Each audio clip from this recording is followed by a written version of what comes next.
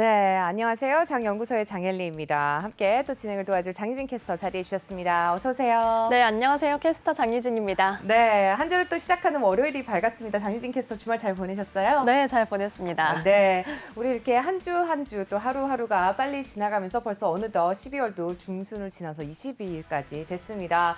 이제 10일만 있으면 새해가 밝아질 텐데요. 이민년 새해에도 여러분들 항상 건강하시길 바라면서 저희 또 장연구소 내용 전해드리도록 하겠습니다. 지금 보면은 또 보시는 것처럼 나스닥은 약보합권에서 이제 마무리가 되었고 다우지수와 S&P 500 지수가 금요일장에서 안 좋은 흐름을 가져갔습니다. 섹터별 그리고 종목별 흐름 자세히 좀 짚어볼 텐데요. 어떻게 볼지 되게 굉장히 알록달록하게 마감이 됐죠? 맞습니다. 그래도 전반적으로는 조금 약세장이었는데요. 그래도 초록불을 켜는 종목들이 나오면서 조금은 지수를, 낙폭을 조금은 줄여내는 모습들을 보여줬습니다. 이어서 바 차트를 통해서 섹터별 추이 자세히 살펴보겠습니다. 네, 역시 현재 지금 빨간불을 켜는 섹터들이 좀 더 선명하게 보이는 모습입니다. 특히 지금 차트 최하단에 자리하고 있는 에너지와 금융주 각각 1.7% 넘게 낙폭을 기록했는데요. 미 증시에서 금요일장에는 4만여의 날이 찾아오면서 아무래도 변동성이 조금 확대되는 모습이었습니다. 여기에 아무래도 다우지수와 S&P 500 지수도 낙폭을 크게 가져갔습니다. 이어서 지난 한 주간의 추이를 다시 한번 되짚어 보시면요. 네, 주간 차트를 살펴봤을 때 헬스케어가 백신주와 그리고 보험주들에 힘입어서 홀로 선방하는 모습을 보였습니다. 평균 2% 넘는 상승률을 가져갔는데요. 하지만 전반적으로 역시 주간 흐름도 약한 섹터들이 더 많았습니다. 총 5개의 섹터가 2% 넘게 내렸는데요. 특히 지금 소비순환재와 에너지가 각각 평균 4% 넘는 주간 하락률을 보였습니다. 네, 앞서서도 전해드렸지만 이렇게 헬스케어 관련주들이 좀 더 좋은 흐름을 가져갔다는 점 함께 좀 짚어드렸습니다. 이번 주 국내 증시도 상승세를 좀 이어갈 수 있을지 함께 좀 주목해 보셔야 될 텐데요. 우선 종목별로 좀 더 자세히 살펴보도록 하겠습니다. 지금 보시면은 전반적으로 기술주들이 약세 흐름을 가져갔고요. 아마존과 테슬라만 좀 그래도 강보합권에서 마무리를 하는 흐름을 좀 보여줬죠. 네, 맞습니다. 지금 그래서 아무래도 아마존과 테슬라 정도가 나스닥의 좀 방어라고 볼 수가 네. 있겠는데요. 여기에 금융주랑 에너지도 전반적으로 약한 모습을 보여줬습니다. 한편 전반적으로 시장을 위축시킨 요인으로 아무래도 오미크론의 확산이 조금 컸기 그렇죠. 때문에 네. 백신주들의 추이와 코로나19 상황 먼저 되짚어 보겠습니다. 현재 지금 전 세계적으로 오미크론에 대한 확산 그리고 이에 대한 공포감이 점점 커지고 있는 상황인데요. 아무래도 유럽과 미국에서도 봉쇄 조치가 내려질 수 있다라는 소식도 앞서 자세히 짚어주셨습니다.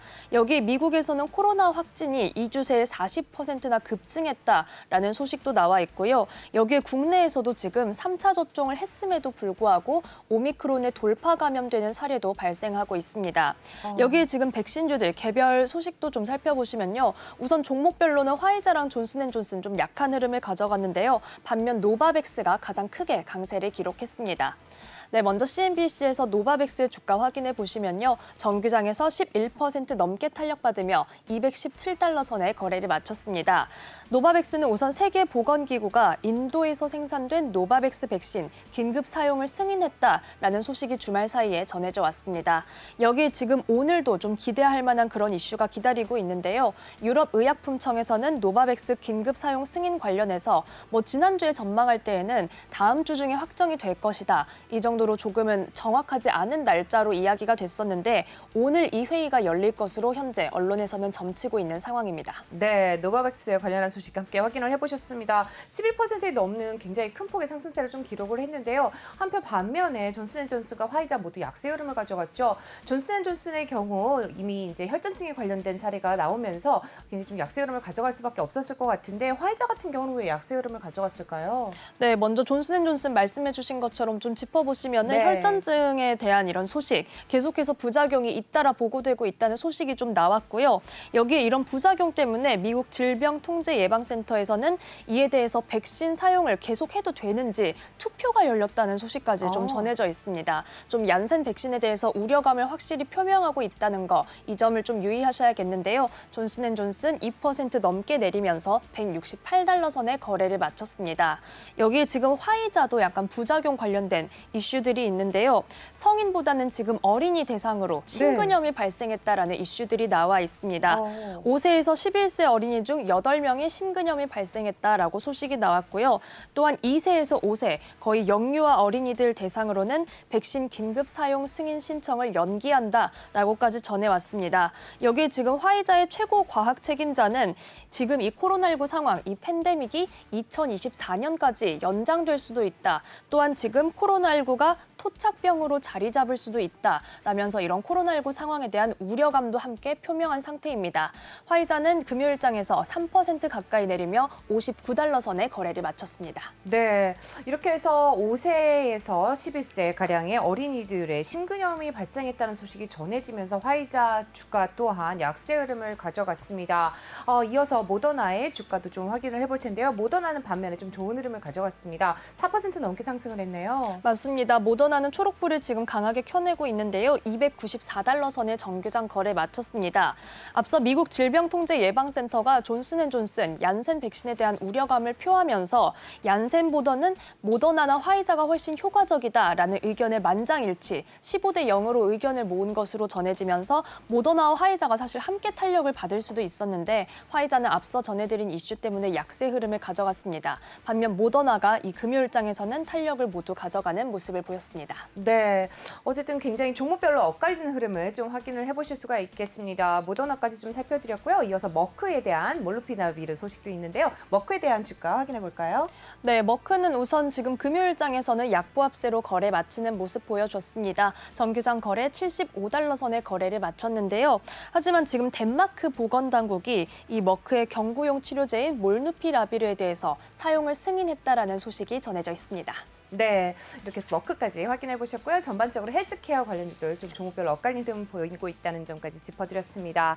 바로 이어서 국제유가 소식 아까 앞서서 또 장연구소 하기 전에 좀 전해드렸는데요. 장유진 캐스터, 우리 또 오일 또 유가 관련주들 함께 살펴봐야 되겠죠? 네, 현재 지금 전반적으로 살펴보시면 빨간불 강하게 들어와 있는 모습입니다. 에너지 대상주인 엑슨모빌과 쉐브론 나란히 2%대 내림세를 기록했습니다. 여기에 코노코필립스 같은 경우는 4% 넘게 내리면서 낙폭을 더 크게 가져가기도 했는데요.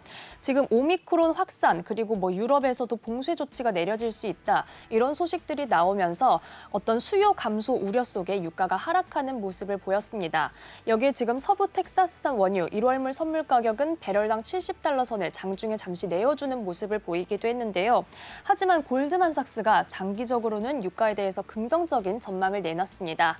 유가 100달러 가능하다. 이렇게 조금 의견을 냈는데요. 네. 내년과 내후년 연속해서 계속해서 석유 수요는 최고치를 경신할 것이다 라는 전망을 내놨습니다. 이 점도 함께 참고하시기 바랍니다. 네, 이렇게 해서 국제 유가에 대한 소식까지 다시 한번 좀 짚어드렸습니다. 이렇게 국제 유가 관련해서 또 관심을 가져보다 보면은 우리 항공주 또 항공주를 포함한 리오프닝주에도 또 관심을 귀를 기울이셔야 될 텐데요. 우리 지금 사우스웨스턴 에어라인의 강보합 이상 또 좋은 흐름 가져갔습니다. 전반적으로 항공주들은 좋은 흐름 가져갔죠.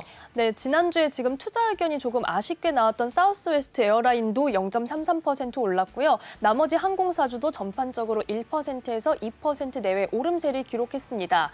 사실 지금 오미크론이 확산되고 있는 상황이기 때문에 어떤 리오프닝주에 대한 긍정적인 이슈는 없는 오히려 상황이었는데요. 어떤 유가 하락의 수혜를 입었다고도 볼 수 있겠지만 지금 별다른 호재가 없이 투심이 위축되는 장 속에서도 매수세가 유입되면서 상승하는 흐름을 보였습니다. 또한 최근에는 좀 우리 증시, 미 증시와 약간의 디커플링 추세를 보이기도 했기 때문에 이번 금요일장에 리오프닝 주가 올라갔기 때문에 오늘 우리 항공사주도 올라갈 것이다. 이런 느낌보다는 그렇죠. 좀 저점이 확실히 내려올 때까지 지켜보시는 어떤 신중한 투자 전략이 필요하겠습니다. 다만 금요일장에서 항공사주 전반적으로 상승 흐름을 가져갔고요. 이어서 여행사주의 추이도 함께 확인해 보겠습니다. 네, 역시 여행사주도 전반적으로 강한 흐름을 보여줬는데요. 지금 카니발도 이번 주에 실적 발표를 앞두고 있는데 4% 넘게 탄력을 받았습니다. 이어서 익스피디아를 살펴보시면요. 역시 3%대 강세 흐름을 보였습니다. 네, 장유진 캐스터 이제는 저보다 더 잘하시는 것 같아요. 아닙니다. 네, 전반적으로 또 우리 국내 증시와 또 우리 리오프닝주 같은 경우는 커플링 현상이 일어나지 않고 있다는 점도 함께 다시 한번 짚어주셨습니다. 네, 계속해서 좀 살펴보도록 하죠. 금융주 살펴보지 않을 수가 없겠습니다. 있습니다. 안전자산 선호 심리가 조금 확산이 되면서 뭐 국제 금 가격 다시 온스당 $1,800 선을 회복을 했고 채권 가격 또한 상승을 하는 흐름을 좀 보여줬는데요. 금융 관련주도 굉장히 전반적으로 좀 안 좋은 흐름 가져갔습니다. 금융주 소식 전해주실까요? 네, 사실 뭐 지난주부터 금융주 전반적으로 금리 인상의 수혜주다 해서 계속해서 상승 흐름을 탈 것으로 기대를 했는데 지난주부터 그렇게 강하게 탄력받지는 못하는 모습입니다. 특히 뭐 웰스파고는 주간 흐름으로 거의 3~4% 내림세를 기록하기도 했는데요. 웰스파고 금요일장에서도 4.67% 내림세를 기록했습니다. 사실 그리고 월가 IB들 어떤 은행주들이 뭐 사무실로 복귀하는 시점을 가장 먼저 앞당기는 모습을 보였었는데 최근에는 오미크론이 확산되면서 다시 한번 비대면 그리고 재택근무를 강화하는 추세입니다. 여기에 뭐 연말 파티를 좀 취소해라 이런 방침들에 대해서도 앞서 김기성 앵커께서 자세히 짚어주셨는데요. 여기에 지금 JP모건 소식 살펴보겠습니다. 헬스케어 컨퍼런스에 대한 소식을 앞서 뭐 김기성 앵커께서도 그리고 청기가희 전문가도 계속해서 짚어드린 바가 있는데 비대면으로 전환되면서 사실 지난주에 국내 관련 종목들 뭐 이에 대한 기대감 속에 상승하기도 했는데 앞으로의 추이 조금 신중하게 지켜보셔야겠습니다. 여기에 지금 JP모건 백신을 접종하지 않은 직원들은 재택근무를 의무화한다라는 방침을 밝히기도 했습니다. 금요일장에서는 2% 넘게 내리며 $156 선에 거래를 마쳤습니다. 이어서 시티그룹의 소식도 함께 살펴보시면요. 역시 재택근무 관련 소식입니다. 뉴욕과 뉴저지에 있는 직원들 연말 연초까지 재택근무를 선택할 수 있게 하겠다라는 방침을 밝혔는데요. 시티그룹은 2% 넘게 내리며 $59 선에 거래를 마쳤습니다. 네, 이렇게 해서 웰스파고를 포함해서 JP모건과 함께 또 금융주 관련 소식들도 확인해 보셨습니다. 이어서 또 우리 약법권에서 이제 흐름을 가져갔던 기술주들 함께 확인해 볼 텐데요. 브로드컴에 대한 소식이 먼저 있죠? 네, 브로드컴이 지금 실적을 발표를 했는데 굉장히 호실적을 발표하면서 반도체주 전반적인 약세장 속에서도 강한 흐름을 보여줬습니다. 네. 브로드컴이 2% 넘게 오르며 $634 선에 거래를 마쳤는데요. 우선 영업이익이 100% 넘게 증가하는 흐름을 보여줬습니다. 85억 1,900만 달러를 기록했다라고 밝혀왔고요. 여기에 주당 순이익도 137% 넘게 오르면서 $15.7 선을 기록했습니다. 이에 대해서 지금 아거스와 모건 스탠리가 목표 주가를 크게 상향하는 모습을 보여줬습니다. 아거스는 브로드컴에 대해서 성장 펀더멘털 대비 주가가 현재 저렴한 수준이다라고 분석했습니다. 여기에 투자 의견은 매수를 유지를 했고요. 기존의 목표 주가는 $620로 제시했습니다. 이번에는 $715로 상향했습니다. 이어서 모건 스탠리의 투자 의견 살펴보시면요. 지금 브로드컴이 가이던스를 상향하고 또한 주주 환원 정책을 검토하고 있다는 점에 주목해야 된다. 여기에 성장 모멘텀이 강력하게 남아있다라고 분석했습니다. 투자 의견은 비중 확대, 그리고 목표 주가는 기존의 $572에서 $723로 상향했다는 소식 함께 전달해 드립니다. 네, 이렇게 해서 브로드컴에 대한 소식 함께 확인해 보셨습니다. 우리 앞서서 또 여기 맵에서는 나와 있지 않지만 또 확인해 볼 종목 오라클이 있어요. 네, 오라클에 대한 소식 전해드릴까요? 네. 오라클이 들어있네요. 네, 오라클과 지금 서너라는 기업을 함께 살펴볼 텐데요. 네, 지금 클라우드 애플리케이션 플랫폼 서비스 업체인 오라클이 서너라는 기업의 인수 논의 중에 있다라는 소식이 전해졌습니다. 이 서너라는 기업은 의료정보 기술 업체여서 향후 오라클과 서너가 어떤 시너지를 내게 될지 좀 기대감을 모으고 있는 상황인데요. 그런데 지금 서너의 몸값에 대해서 $300억 선 이 인수 논의가 이루어지고 있다는 소식이 전해지면서 오라클은 오히려 주가가 탄력을 잃는 모습을 보여줬습니다. 6% 넘게 크게 타격을 입으며 $96 선의 거래를 마쳤습니다. 반면 서너는 해당 소식이 전해지면서 주가가 강세 흐름을 보였는데요. 52주 신고가를 경신하기도 했습니다. 정규장에서 13% 가까이 오르며 $89 선의 거래를 마쳤습니다. 네, 장 마감 이후에도 좋은 흐름 가져가면서 $90 선을 터치를 했습니다. 이렇게 해서 인수 소식이 전해지면 인수를 하는 기업 같은 경우는 좀 약세 흐름을 많이 가져가게 되죠. 네, 아무래도 이제 가격이 좀 부담을 주지 않았을까라는 흐름 좀 확인을 해볼 수가 있겠습니다. 계속해서 반도체 섹터 좀 확인을 해볼 텐데요. 우리 마이크론 테크놀로지 함께 확인해 볼까요? 네, 마이크론 테크놀로지가 오늘 실적 발표를 앞두고 있는 상황입니다. 네. 여기에 지금 우선 금요일장에서는 소폭의 오름세 기록하면서 $83 선의 거래를 마쳤는데요. 지금 실적 발표를 앞두고 있는데 UBS랑 시티그룹은 우선 긍정적인 실적을 내놓을 것으로 전망된다라고 긍정적으로 보고 있는 상황입니다.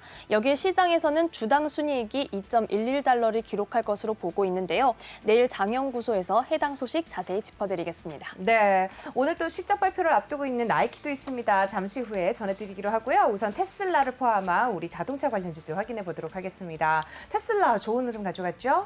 네, 테슬라와 아마존이 지금 소폭의 오름세 기록하면서 네. 어떤 나스닥을 좀 지켜내는 모습을 보였는데요. 네. 사실 테슬라 관련해서는 또 한 번 정말 이슈가 나와 있습니다. 지금 테슬라의 주주가 머스크에 대해서 소송을 제기했다라는 소식인데요. 데이비드 와그너라는 이름의 이 주주가 머스크의 트위터는 감독이 필요하다. 그런데 지금 잘 이루어지지 않고 있다라면서 소송을 제기한 것으로 알려졌습니다. 사실 2018년에 머스크가 또 트윗으로 약간 주가를 조작했다라는 이런 정황이 있었습니다. 그래서 2019년에 합의한 내용으로는 트윗을 올리기 전에 회사 변호사의 승인을 받아야 된다라는 이런 약속이 있었는데요. 하지만 현재 테슬라에는 회사 법무자문위원회 공석 상태인 상황입니다.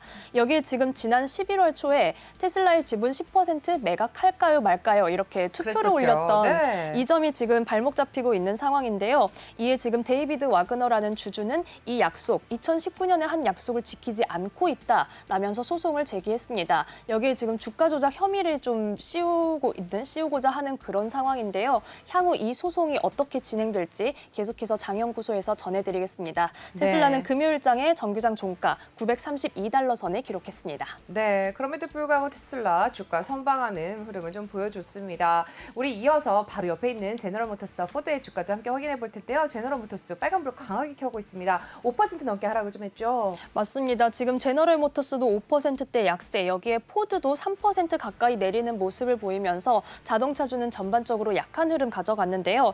제너럴모터스는 자율주행 크루즈 부문에 댄 에이먼이라는 CEO가 사임했다라는 소식이 좀 전해졌습니다.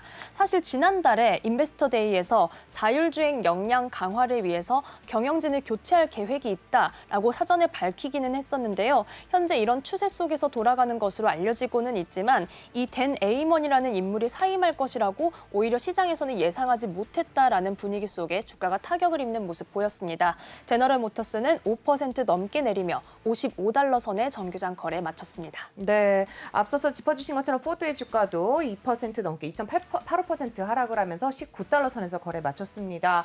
이렇게 해서 자동차 관련주들 확인해 봤는데요. 리비안도 안 좋은 소식이 하나 있죠. 리비안 소식 확인해 보겠습니다. 네, 리비아는 지금 10% 넘게 내리면서 52주 신저가, 사실 뭐 상장한 지 얼마 되지 않았기 때문에 그렇죠. 52주라는 범위도 아니지만 상장하고 나서 최저치를 기록하는 모습 보여줬습니다. 97달러 선에 거래를 마쳤는데요. 올해 생산 목표치를 달성하기 힘들다라고 이렇게 좀 입장을 밝히면서 크게 타격을 입는 모습을 보여줬습니다. 아무래도 이런 목표치 달성이 어려운 이유로는 공급망 문제, 그리고 복잡한 배터리 제조 과정을 좀 꼽고 있는 상황인데요. 이런 소식이 전해지면서 바클레이즈가 리비안의 목표 주가를 115달러로 하향했다는 소식도 함께 전해드립니다. 네, 이렇게 해서 리비안 오토모티브의 주가까지 확인을 해보셨습니다. 좀 안 좋은 흐름을 가져가 리비안 주가까지 확인해 보셨는데요. 바로 맵으로 돌아와서 나이키의 주가까지 확인해 보도록 하겠습니다. 네, 나이키가 지금 금요일장에서는 소폭의 내림세 기록하며 161달러 선에 거래를 마쳤습니다. 오늘 실적 발표를 앞두고 있어서 이번 실적 발표 후에는 어떻게 움직이게 될지 지켜봐야겠는데요. 현재 우선 지금 텔시에서는 목표 주가를 176달러에서 190달러로 상향하면서 이런 실적 발표에 대한 기대감을 나타내고 있는 상황입니다. 여기에 지금 트루이스트도 나이키를 비롯해서 의류 소매업들, 여기에는 TJX와 랄프로렌 그리고 룰루레몬까지 언급을 했는데요. 팬데믹 상황이 종결되면 이 의류 소매업들이 승자가 될 것이다 라는 분석을 내놓기도 했습니다. 나이키의 추이도 계속해서 저희 장영구소에서 내일 전해드리겠습니다. 안녕하세요. 내외경제TV의 장유진입니다. 저희 내외경제TV의 다양한 영상과 콘텐츠 잘 보고 계신가요? 더 많은 영상과 콘텐츠를 원하신다면 지금 왼쪽의 버튼으로 저희 채널을 구독해주세요. 저희 다시 보기 채널도 따로 있으니까요. 많은 관심 부탁드립니다.